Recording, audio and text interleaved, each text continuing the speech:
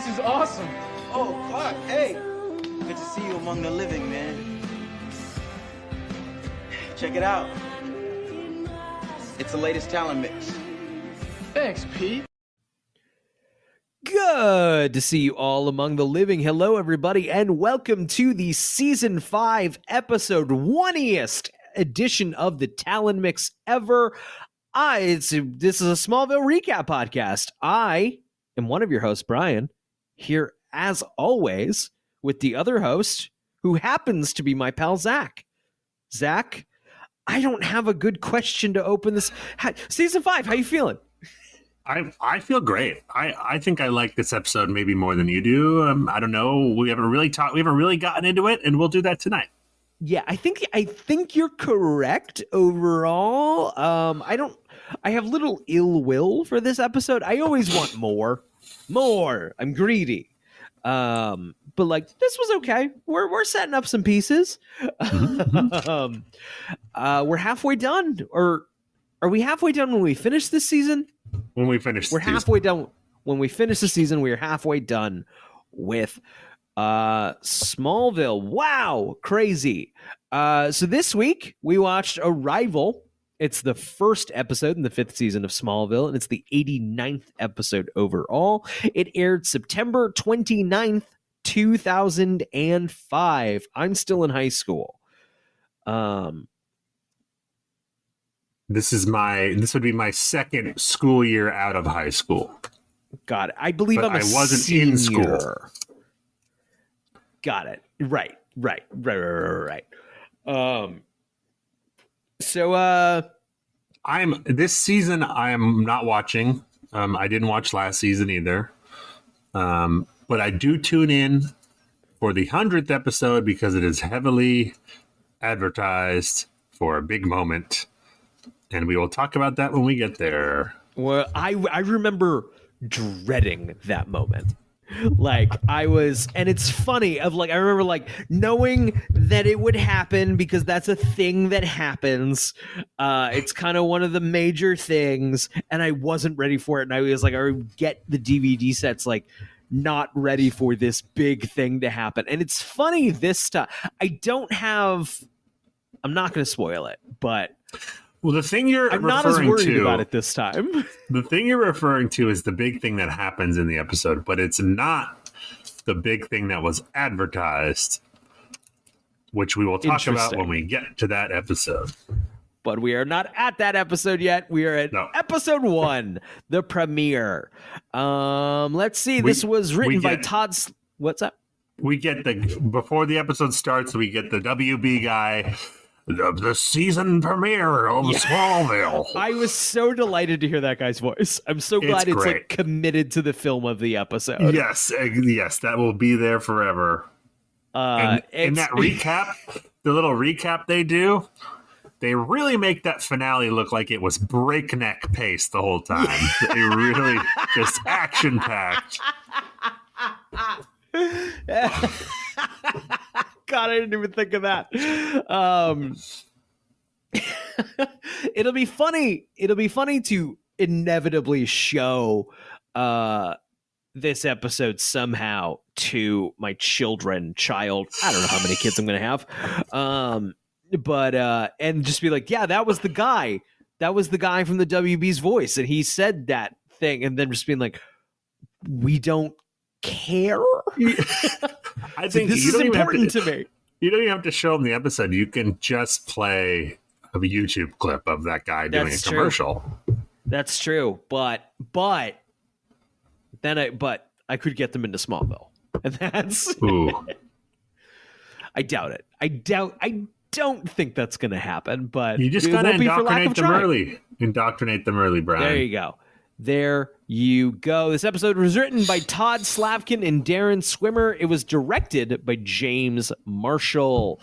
Broadcast date, like we said above, is September 29th, 2005. I know all of this, of course, because I am reading directly from smallville.fandom.com. Getting right into the recap.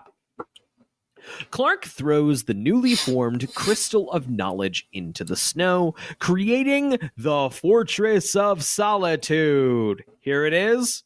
It looks like it did in that movie. A pretty decent effects, I think, for the fortress. I agree. Yeah. It's the exterior is all digital, and then the interior is clearly a set. Yes, but I like actually wrote down. I could be wrong. I'm not a set decorator. I'm no expert. I feel like it's a pretty cheap set. Like, I don't think they spent a lot of money on that. I agree. It looks good. Yeah. But it's all just like foam that they carved into. Right. I wonder if they're at the point right now of like, are we going to be setting a lot of stuff here at the fortress? You know, like, they get their money's worth, even if it was, if it was cheap, if it was expensive, rather, they get their money's worth in that set. That set is used every season a lot from here on out until the end of the show. When Clark enters, he is greeted by the voice of Jor-El. Jor-El tells him that the fortress is a replication of Krypton's geography so that he can begin his training in order to save the world.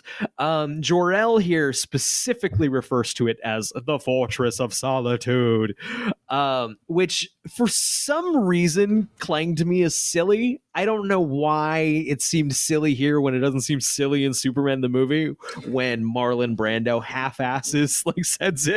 No, it's great in the movie because he plays it. Brando is playing it like he made that up as he was talking. Yes.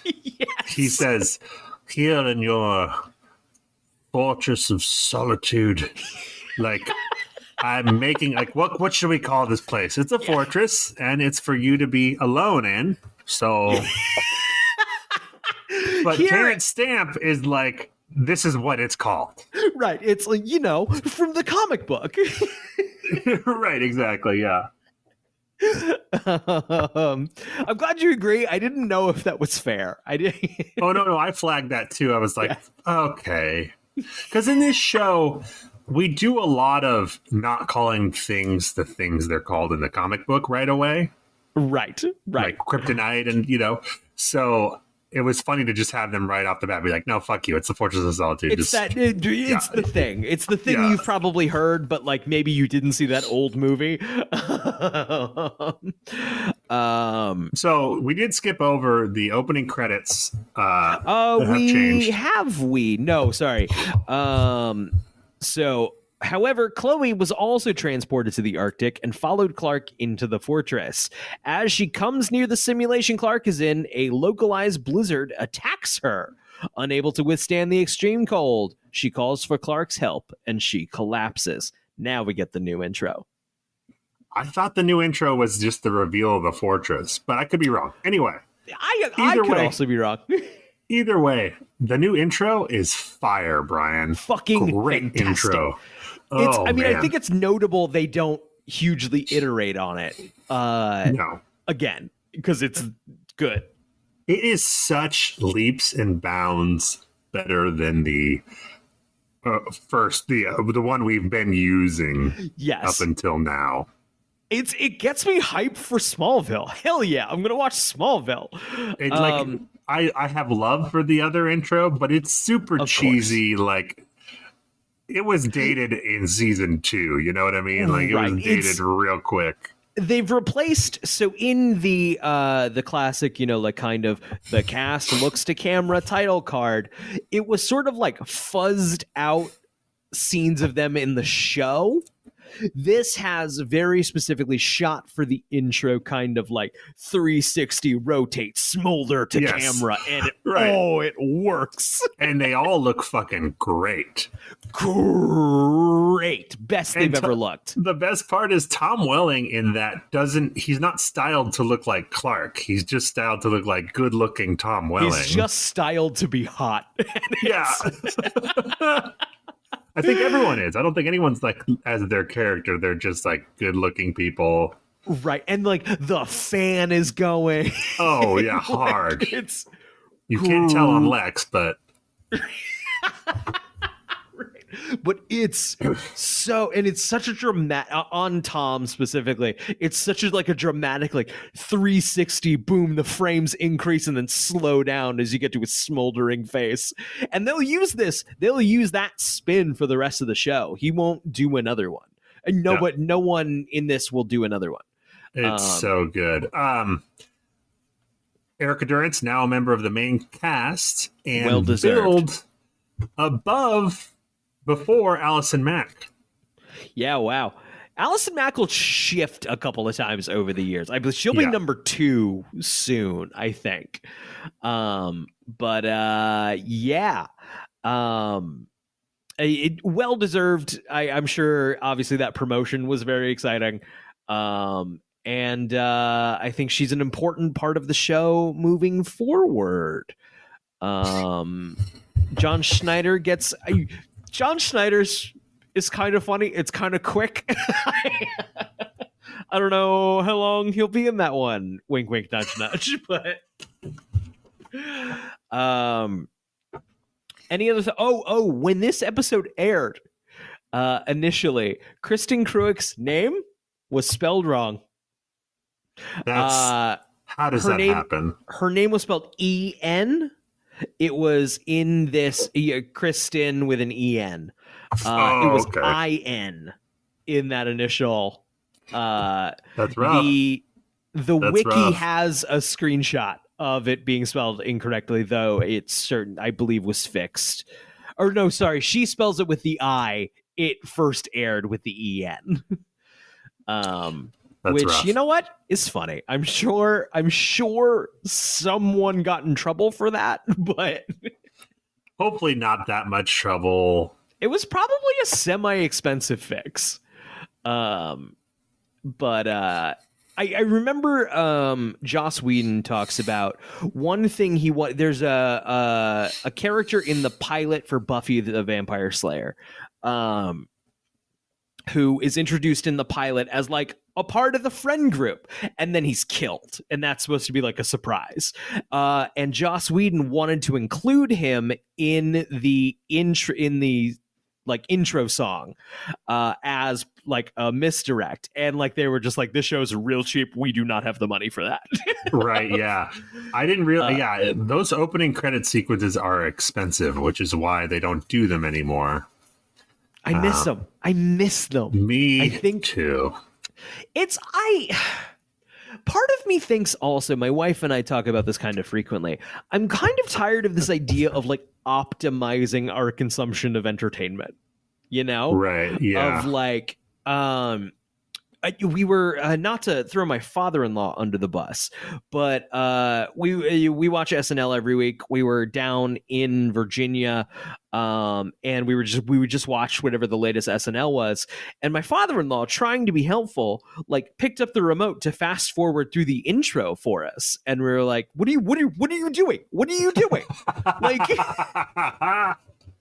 we don't need to like, we're not so worried about that That's first off, part of it. The part of it with Mikey Day. Right. It's like, I like the element of like, you're sitting down, you're going to watch your TV show now. I think also, anyone who hits that skip intro button is kind of a bad person. I said it and I mean it. I agree with you. The credits are not just there to tell you who's in it. They are there to set the tone. Yes. You're dealing with a lot of outside world shit. The credits are there to say, hey, put all that aside. You're entering this world again. Remember this world?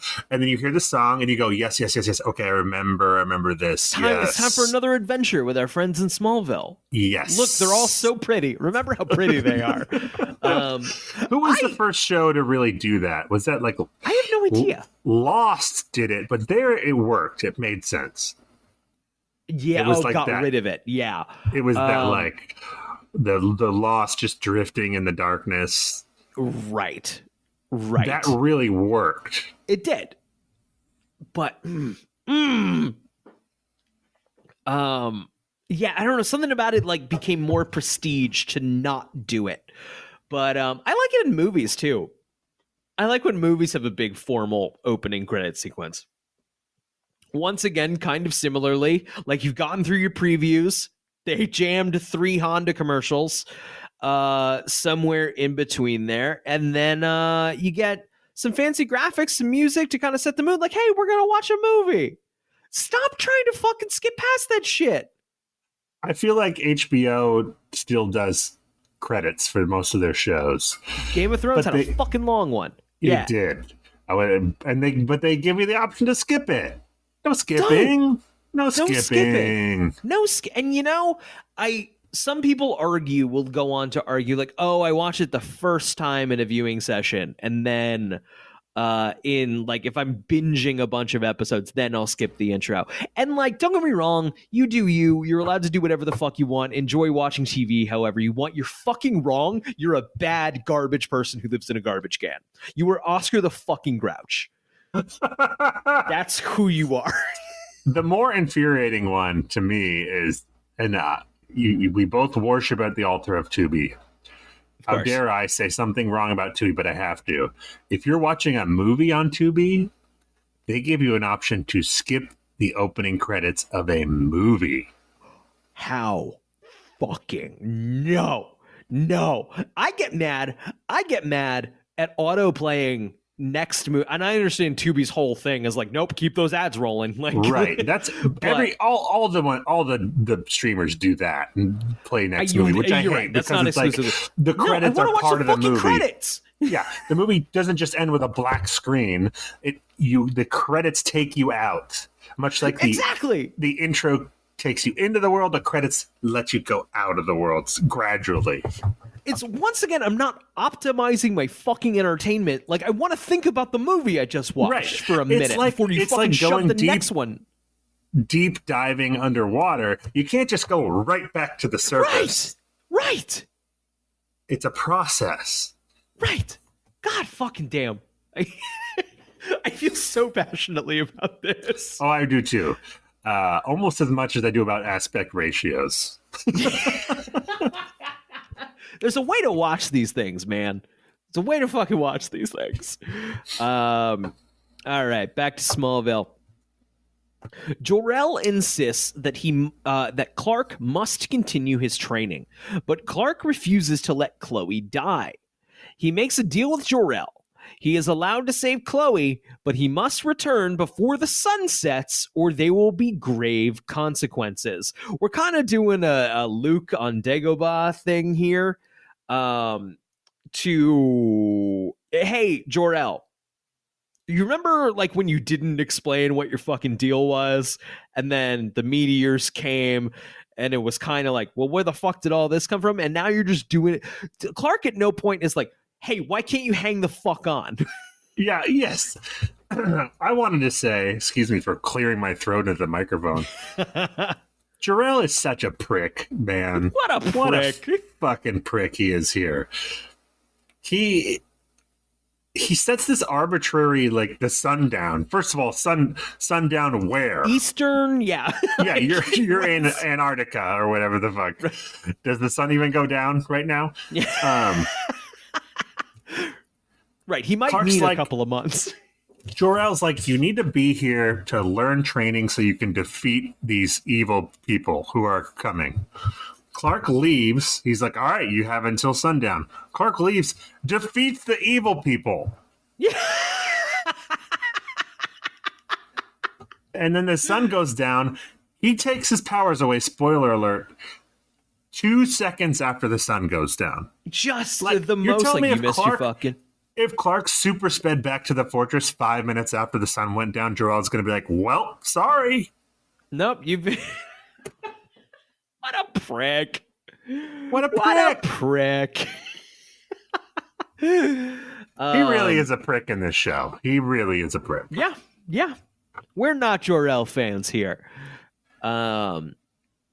So shivering heavily and nearly incoherent, Chloe stammers that she knows he is faster than a speeding bullet. First Nietzsche line of the season. And woof. Yeah, that's not a phrase that anyone who hasn't seen Superman would like think of. I don't know about you. 5 seasons in, it's like getting less cute. Yeah. It's getting more okay. Yeah. Like, we're so much. I really. This show, I think, frequently positions itself. It uses so much of the iconography of the movie, and really tries to position itself that Clark's going to become some version of that Superman. But really, like, I'm viewing it just as Superman told a little differently. Right. Especially since we're bringing Zod in already. It kind of, it does kind of morph into, oh, we're just going to tell Superman differently, basically. Right. He doesn't put the tights on until way later, apparently, in this version. But like, we're formally doing Superman stories now with major Superman villains. Yes. We do it or don't, but don't be a little bitch about it. I mean, this is the season where we basically make that choice to say, fuck it, we're doing Superman. Right. Without the cape and tights. Whereas before we were doing, this guy's going to become Superman. Basically, we're doing it now. We're doing Superman stories now. Yeah.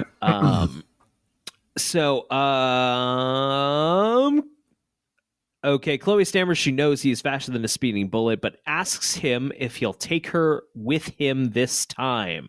Clark carries her off in super speed. Lana sees 2 Kryptonians coming out of the spaceship. The spaceship, of course, we saw last season in the finale. They blast all of the police cars around them with heat vision. I do love the military showing. Like, there is a huge meteor shower. Yes. Zach, you you're on it. I have the same questions, Brian. Huge meteor shower. And then it's not even the military. It's like sheriffs and like black SUVs and a helicopter just show up to the crash site. 2 hot dorks came out of that rock. Yeah, they don't even ask. They just go, like, put your hands up. They point guns at them. What do they know about this situation? Right. They're responding to it like actual police respond to situations. Yeah, one of the people coming out of the ship is black, so maybe that's what happened. Jesus Christ. No, it was so they blast all the police cars around them with heat vision. So they do attack. It is funny. I do miss, but the police are hostile to them before anything happens. Right. How did the police get a call about this? Yeah, right. And then they're like, we don't have anything better to do. There's thousands of people are dead because of this meteor shower. Let's just that's hard and sad. But there's some people to shoot at over here. Roll out. I do love that these, I guess I don't know their whole story at this point. It doesn't necessarily have to go the same way as Superman 2, but I do miss Superman 2 or even Man of Steel's like element of like, oh shit, we have powers here. There, in Smallville, it's a little like they just have the powers.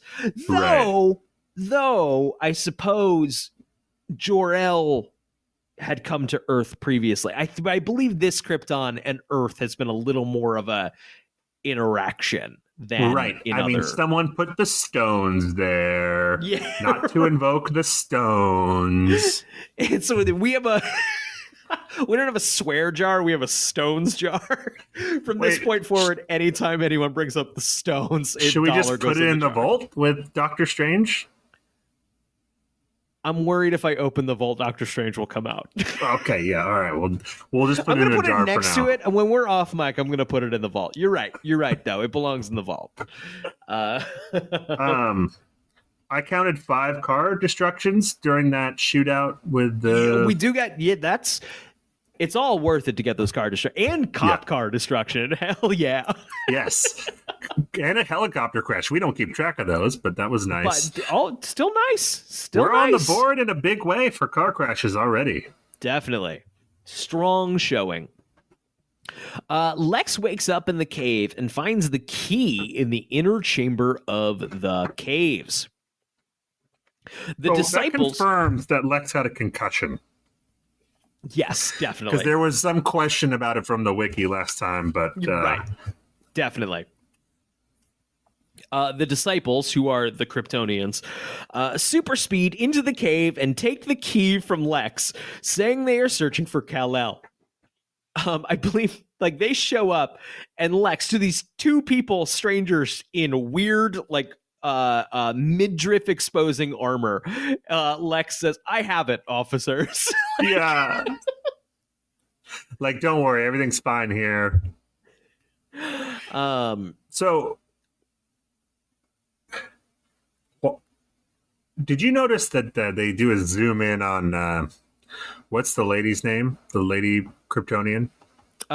So they are not named in this episode.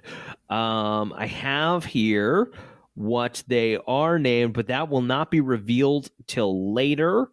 Okay, it's fine. That her. She's the lady one. They show her lower back tattoo of the Zod symbol. Yes, her name is Aether. The Smallville writers appear to be obsessed with lower back tattoos. I was like, is that related somehow to like Lana's thing, or do they just like it? You know what? It might not be the writers. That might be a WB inspired. Right. Show us a lower back tattoo, please. I think maybe that's a possibility.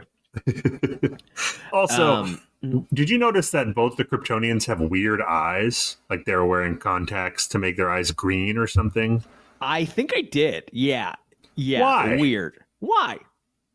None of the other Kryptonians have weird eyes. Clark's eyes are normal.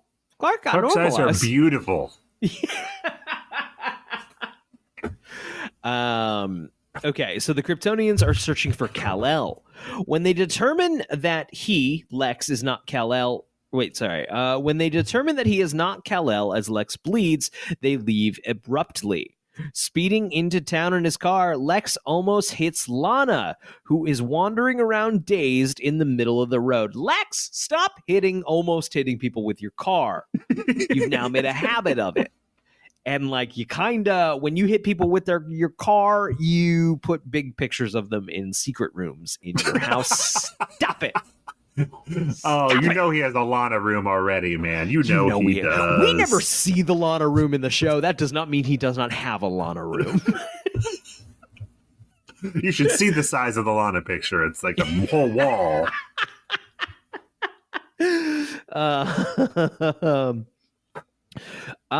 So Lana tells Lex she saw a spaceship, and he tells her that she is delusional, and she faints. He sends Lana back to the Luthor mansion, locates the ship, and stores it in Warehouse 15. I mean, we don't learn that until the end of the episode, but... Got it.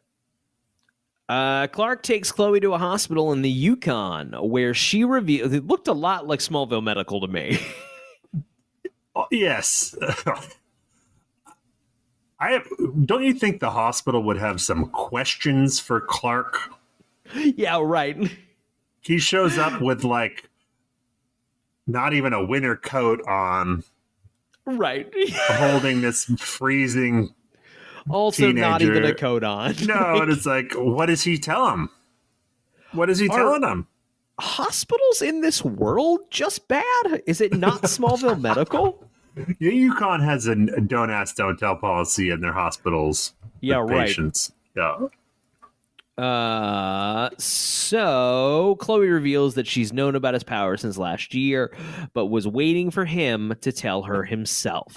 However, when Clark explains that he is actually from another planet, it surprises her, right? She sort of just assumed he was a meteor freak, which makes sense. Which is what he could have told her all along. Nevertheless, Chloe promises that she will never tell his secret. She's not even worried about it. Who's Pete? Our friend Pete, this ripped him apart. Very much a struggle. We're not doing that this time.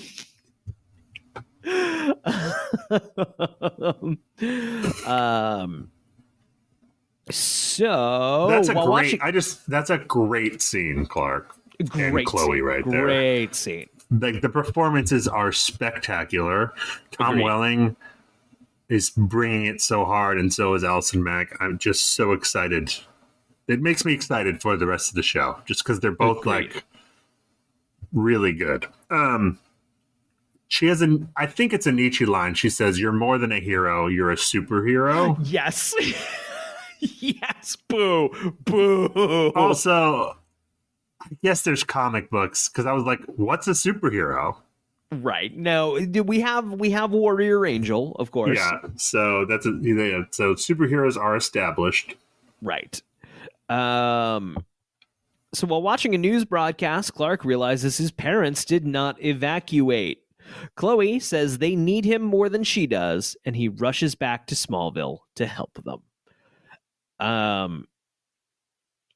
At the mansion, Lana awakens to see Lionel Luthor carving a Kryptonian symbol into the hardwood floor. He tells her that green kryptonite is the Kryptonians' only weakness, which I believe is just John Glover over and over. Their home is their poison. Yes. He does fantastic with his one line. He does fantastic. Yes. Which is a very silly line.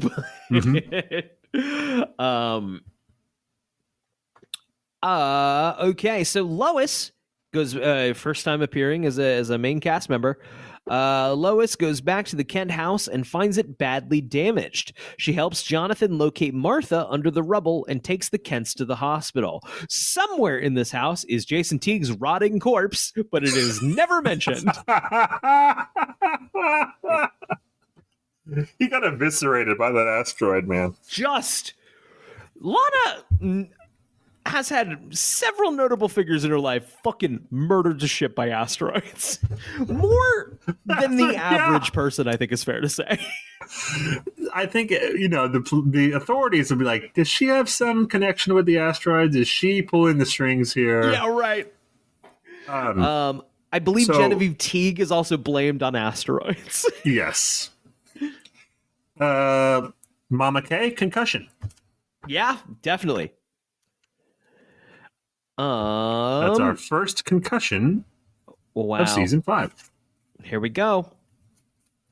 So they take Kent to the hospital. Okay, when Aether and Nam-Ek show up at the hospital looking for Kal-El, I do want to... these, of course, are the Kryptonians. I was reading down below. Aether and Nam-Ek are... names of Silver Age Kryptonians. These are characters that appeared in the comic books. What I think is interesting is Nam-Ek is Dragon Ball Z it takes a lot from Superman. It is essentially some Japanese folklore mixed with Superman. And one of the planets in Dragon Ball Z is named Namek. And I wonder what came from where?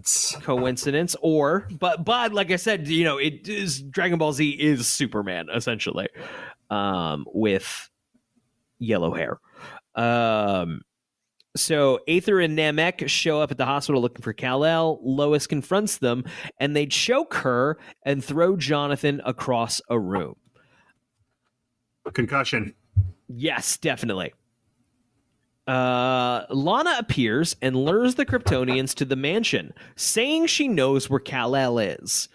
She tries to trick them into entering Lex's vault full of kryptonite rock artifacts, but Namek manages to stagger away from the vault and regain his strength, long enough to replace the lead-lined door. The two recover and throw Lana across the room. Hey, Lana, what was the second part of that plan?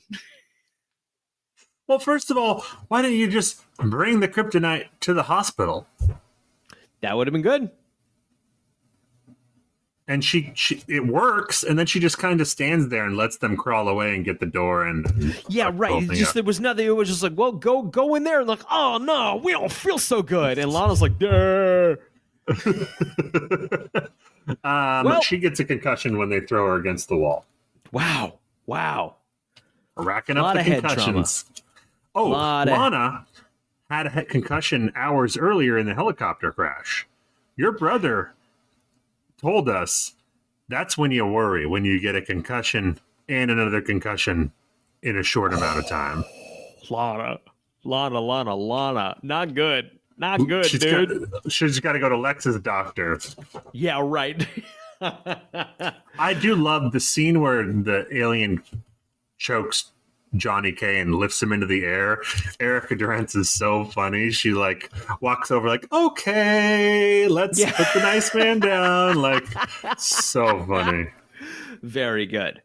Clark arrives at the mansion and they ask him to join them. That's the Kryptonians, the disciples. Sorry. When he refuses, Aether throws a wrist ring off her arm to form the Phantom Zone vortex to trap Clark in it. However, Clark strongly resists. They fight briefly, and Clark manages to trap them instead. The vortex forms into a giant shard of a crystal and flies out of the window and into space. As the sun sets, Clark has the choice of taking Lana to the hospital or returning to the fortress as he promised.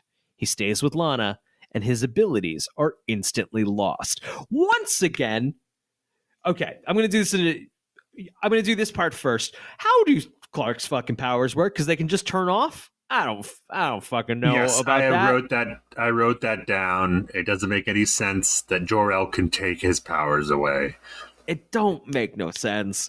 But it also, this is not the first instance of Millar and Goff clearly don't give a shit about Superman, and I kind of respect it. Like, I mean, in Superman 2, they take his powers away. That's true. But he has to walk into some kind of machine. Right. Here, Jor-El seems to do it. Jor-El seems to do it from across the world here. Yeah, right. It has remote taken, like... Yeah. Not like, sure I'm going to how that disable works. your phone, or like... Okay, the second part of it, go ahead. This is Clark and Lana have a scene here. It's because they had dropped some "I love yous" in the season finale of 4, and Clark kind of like is ready to like shrug it up to like, hey, people say crazy stuff. We thought maybe we wouldn't see each other again, and Lana's like, bitch, nah. I meant my shit. Do you mean your shit? And they smooch, and it's good. I like it. It is. It's great. Tom Welling's officially fantastic on the show. He does so well in that scene. Yes. He does say, no more secrets. Fuck you, Clark. Fuck you for that. Yeah. Do you want to start? Also, Chloe knows. You can tell Lana. You can tell You Lana. can tell her now. I think we're still leaning on I was with the meteor shower that killed your parents. But like, it's been so long since that's They don't up. use that enough. And Lana still has a father who just doesn't care about her. So maybe parents aren't all they're cracked up to be. She wouldn't blame him for that. You know she wouldn't. Right. I know Lana. She wouldn't do that. Okay. Couple things. They skipped over one of the best scenes of the episode, which is when Clark comes back to town. He goes to the house, and Lex is there. Mm-hmm. And Lex gives him one final chance to come clean. Yes. Lex knows he's lying. Right. Clark knows Lex knows he's lying. Right. But Clark lies anyway. And you can see this is the moment where Lex is like, okay, fuck you. We're done, bud. We're done. I'm going to throw away my giant picture of you or get a bigger giant picture of you. I'm not sure yet. I'll decide when my heart's not broken. I love the idea, once again, of the actual good idea of just saying you have IBS. And like, I love the idea of Clark through gritted teeth just being like, I poop my pants a lot. I do think it's a bad strategic plan to not tell him anything at this point because he knows something and he knows. Right. So lying, you're just going to make that where he's not going to stop trying to figure it out. Right. Right. You I can wonder. you can kind of control it right now if he's your friend. Whereas, Right. Do you think if Clark you could have just gotten away? Yeah. go Do you ahead. think Clark could have gotten away with like, hey, I have like some meteor-related powers. Yes. No one knows except my parents. Like you don't know, Yes. but like no one knows Yes. except for Chloe. But like, Well, he could have gotten away with that a lot earlier on. I don't know now if that explains everything. right. I also, I've been saying this from the beginning. I don't think Lex uses that information well, even if he intends to. I mean, we're going to argue about that a few more times, I think. I don't think earlier on I disagree with you.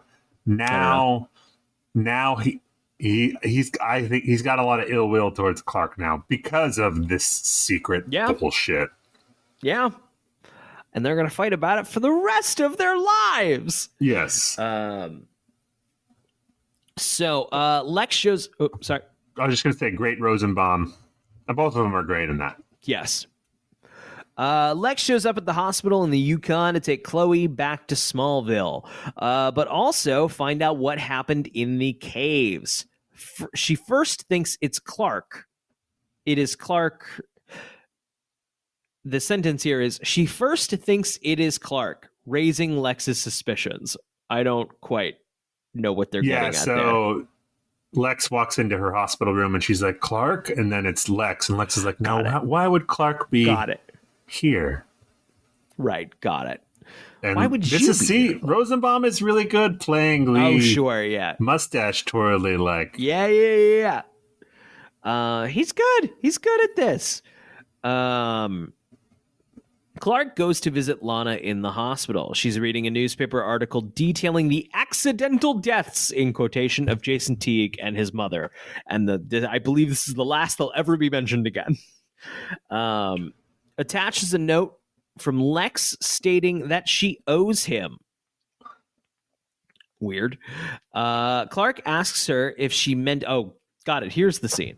Clark asks if she meant it when she said she loved him. She says yes, and they decide to renew their past relationship. They smooch. Say they smooch, Wiki. Clark tells... Great job by the costume department. Because now that Clark doesn't have his powers, he wears the blue jacket, but he wears a white T-shirt underneath. I didn't even notice that. Good job. It's not blue and red. It's blue and white. That's very clever. I did not notice that. Mm-hmm. So Clark tells his parents that he is fine with losing his powers and will enjoy being a human. But Martha and Jonathan are skeptical. I think if I was Clark, these powers are not worth it presently. Brian, I don't know, man. I mean, you get invulnerability. That's a big deal to me. That's a pretty big deal, I guess so. And also, if you went from invulnerable to suddenly very, very squishy and vulnerable, I mean, don't get me wrong, he's still built like a fucking linebacker, but... Yeah, how long will that last, though? That's true. Now he's got to work for it. Now I have to... Whoa. He's going to put on a lot of weight real quick. Yeah. Do you think Clark would eat a healthy diet when he doesn't have to? No. No, I would. Most athletes, like basketball players, very often, as soon as they retire, they put on a bunch of weight because they're like they're using so much energy in their careers that they're just stuffing their fucking faces constantly. Right. Like just go, and it just gets burned off, and then when they stop, they keep eating. That makes sense. Then it goes. Yeah, that makes sense. All right, so Lex checks on the progress of the investigation of the ship in the warehouse. A black ooze drips out of the ship, taking the form of Milton Fine.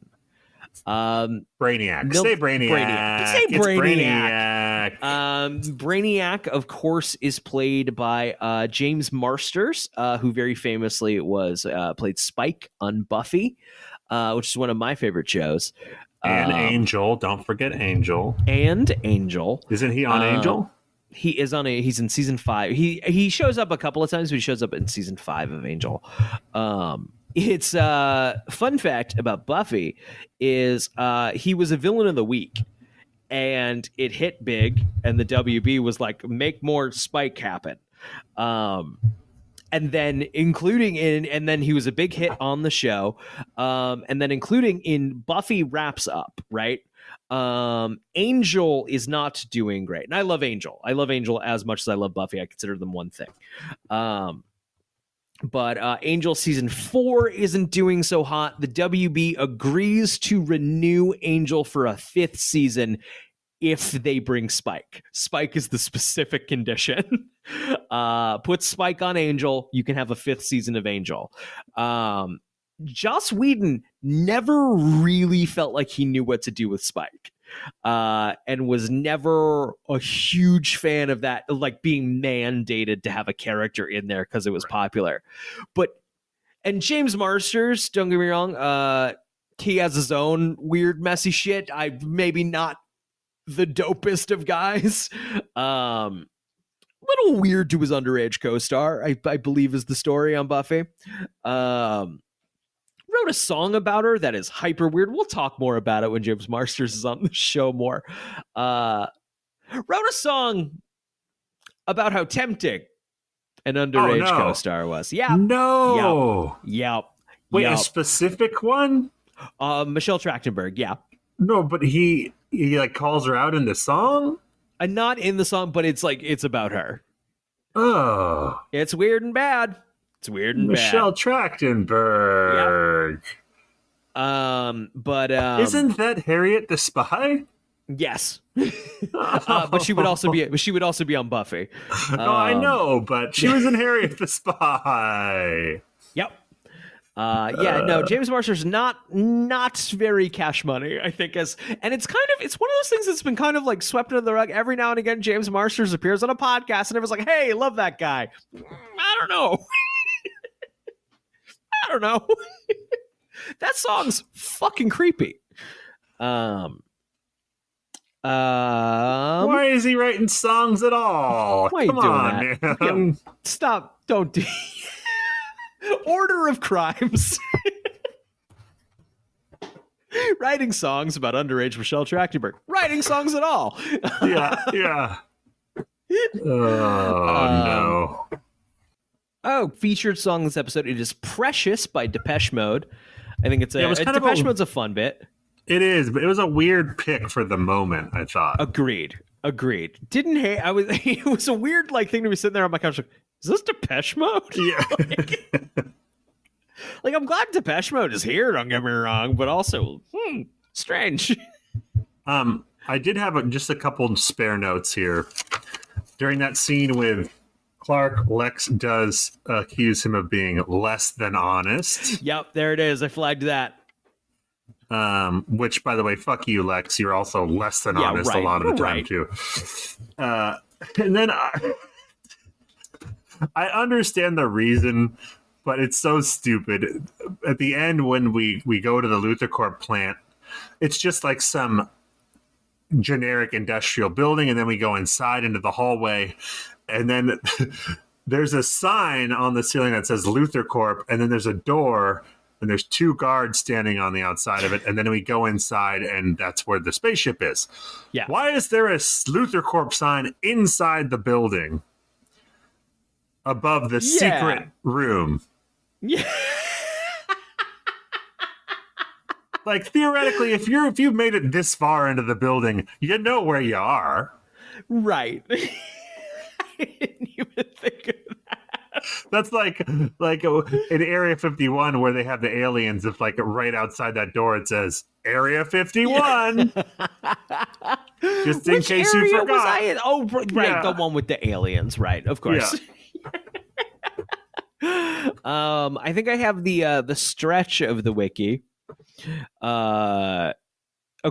So, Zach, to arrive at something, that arrive is the title of the episode. To arrive at something means to reach or achieve. In this case, according to the wiki, the title refers to both the arrival of the Black Ship and Brainiac, but also the achievement of Clark Kent's season-long goal to unite the Stones of Power and create the Fortress of Solitude. No. The spaceship was in one place, and it's here now. No, yeah, That's it's it. not. It's a single No. meaning. That's it. Because really, he if you're going with that, he arrived in the season 4 finale. He didn't arrive. Yeah. I also have, I'm just going to read this verbatim. I kind of touched on it earlier, but although Jason Teague was in the Kent farmhouse when it was hit by a meteor in the previous episode, Jason's body was apparently not found when Clark searched the ruins of the house. Curiously, the Kents do not tell Clark about the horrific encounter with Jason, and he is never mentioned by anyone else during this episode. The only reference to him is in a newspaper story that Lana is later seen reading, reporting that Jason and his mother Genevieve Teague both died in the meteor shower. This could be due to the fact that Jor-El took Clark's abilities, rendering him mortal, which was overwhelming for Martha and Jonathan because Clark is vulnerable now and they didn't think about Jason anymore. Sure. Let's go with that. What? Or just they talked about it off screen. They talked about it off screen. If I don't see it, it's also, right, your football coach, your assistant football coach came to the house, held us hostage, and then got absolutely fucking NBA jammed by a meteor. Yeah, where's the problem? Sounds like it worked itself out. Yeah, right? This is the 6th time Clark loses his powers across the show. But it's the first time it ever happened in a season premiere. This is the last season premiere in which Jonathan Kent is a main cast member. Spoiler. He goes to a farm, a different farm. Yeah, to live a different farm elsewhere. This is the first time Lex Luthor and Lois Lane hear the name Kal-El, which is interesting. Okay, Chloe states that the Fortress of Solitude is at the North Pole, but in the establishing shots, it's surrounded by mountains. There are no mountains or any land at all at the North Pole. The closest major landmass in the North American direction is about 500 miles away. Well, maybe she was joking. Or maybe it's a castle of ice and it's fine. Yeah, don't worry about it. Maybe don't worry about it. You don't have to fucking be so smart, Wiki. It's fine. It's the North Pole landmass is right there with the giant water that Metropolis is. Yes, the rivers and oceans that surround Metropolis. Right. Okay, Clark promises to resume his training before sunset in return for Chloe's life, and apparently fails to do so. Although this promise is made at the North Pole, where sunrise and sundowns are 6 months apart.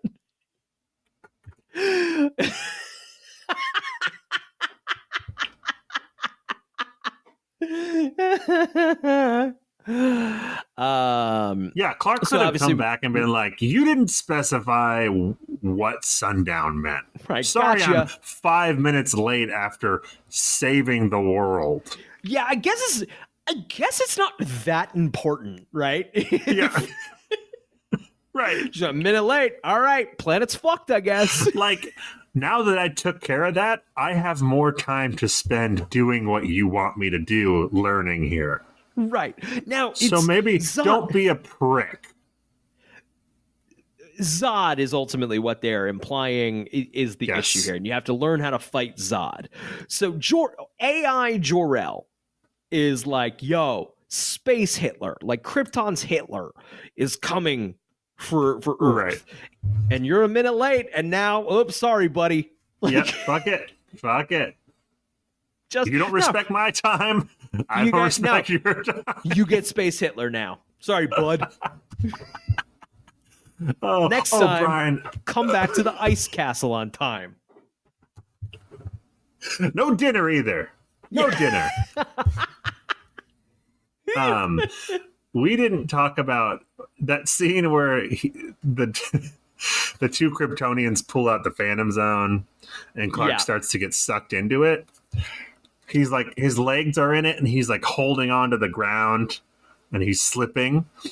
And then the dude goes, "It is done. Let's turn around now and not look at him." And they both turn away. Convenient. It's convenient. It's not done. It's not done. He's holding At on. all. And they turn around, and then Clark, of course, gets out and throws them into it because they're not looking because they turned around like idiots. That's welcome to Earth. It is done. The thing is, there's nothing for them to be looking at. It's not like there's like some other pressing need. It is done. Let us turn and face the wall. At least 5 brief snippets of footage from Superman the movie are used during the Jor-El projected training sequence. Glimpses of can be seen: an overhead shot of the Kryptonian city, the red sun flaring, Kryptonians highlighted in red fleeing the destruction, and the ship lifting off from Krypton, and the Kryptonians falling into the planet's core. All from Superman the movie. Nice. Let's see. This episode won the 2006 Emmy for Outstanding Sound Editing. Hey, Emmy winner. Smallville Hey! Emmy. Not as this important episode, as a Talon Mix award. of course. The original broadcast of this episode was viewed by 5.9 million viewers. I think that's pretty good. For the WB. Yeah. I'm just doing a quick scan through here, seeing if there's anything else interesting. I don't think so. I think that might wrap things up for us this week. Thank you, as always, for listening to the Talon Mix. If you check the podcast description, you'll find a link to our Patreon. Of course, we don't expect anything, but if you wanted to help us keep the show going, we definitely appreciate that. There's also a link to our Discord. That is the best place to get in touch with us. We hope... we just got right into it. I think that's going to be the plan moving forward. We're messing around with it. If you missed the movie stuff, able to find our Mission Impossible takes somewhere else, I'm certain. very, very soon. I think ultimately the change will lead to more weekly content if you like both things. I think it will, minutes wise, it will turn into more. But I guess that's it for us. Hey, Zach, do you have a question for the Smallville gods? I should start preparing them. I've said that for 4 seasons, and I don't prepare them ever. Question for the Smallville gods. I mean, it's not a yes or no question. Why is Jor-El such a prick? Good night, everybody.